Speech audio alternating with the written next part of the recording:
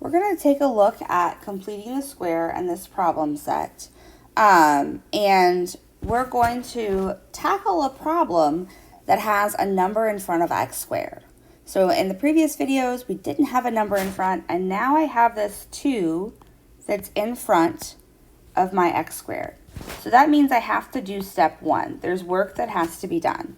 In step 1, if you don't have the handout, shoot me an email and I will get you a handout.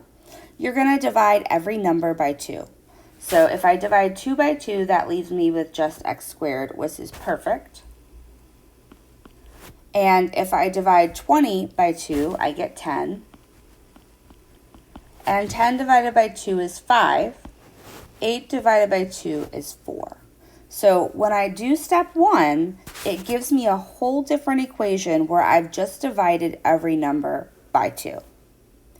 There's a second part to step 1, and that second part is that you can't have a number on the left-hand side. So this plus 5, it can't be on the left-hand side of the equal sign because I need it to be on the right-hand side to be able to complete the square. So if it's plus 5, the opposite of addition is subtraction. And so I'm going to subtract 5 from both sides, which is going to give me x squared plus 10x equals -1. Now, where did the -1 come from? So imagine that you have $4 in your checking account and you spend $5. You are in the hole by $1 and you're getting an NSF fee. So it's really easy to think about the negative numbers as if you're spending. So this is now what I can work with in step 2. So to get to step 2, there can't be a number in front of x squared, and there can't be a number added or subtracted on the left. So in step 2, again in the handout, it says to take the number in front of x, which is 10, and divide that number by 2. So I'm going to get 5.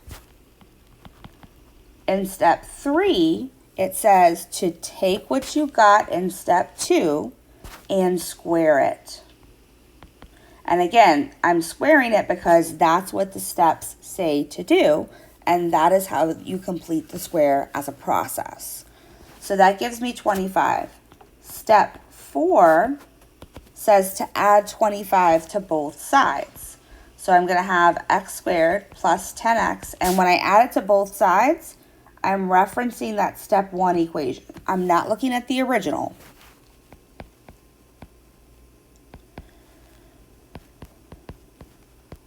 And I'm just going to go ahead and simplify that a little bit on the right-hand side so that I don't have two things. So if I'm -$1 and I deposit $25, I have 24. So now this is in a form that I can factor. And so in the handout, I gave you some kind of life hacks for completing a square. The beauty of completing the square is that it's always going to look like this. It's always going to have parentheses, equals, number with the parentheses squared. There's always an x in front. So this is what you're starting with. Now in my handout, I tell you, go back to step 2. And in step 2, what you're going to have is you're going to have the value that's there. And if it's positive, you put a plus sign in the parentheses. If that number was negative, I would put a minus sign in the parentheses. And then this number here just comes from step 2. So I'm just taking the number from step 2 and I'm plugging it in right here. What's left on the equal sign is what you had earlier as 24. So this is now the equation with completing the square. If I want to solve the equation, I have to move to step 6. Step 6 says that the way to get rid of the squared exponent, because you have to get rid of it to solve for x, is to take the square root. So when I take the square root, that leaves me with just x plus 5. Now, the square root of 24 can be broken down further because it's divisible by 4.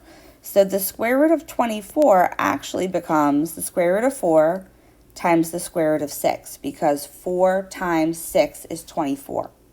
How did I know to pick 4? Because I'm looking for a perfect square.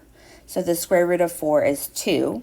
So this becomes 2 square root of 6, and it's going to have a plus or minus because a square root could be positive or it could be negative.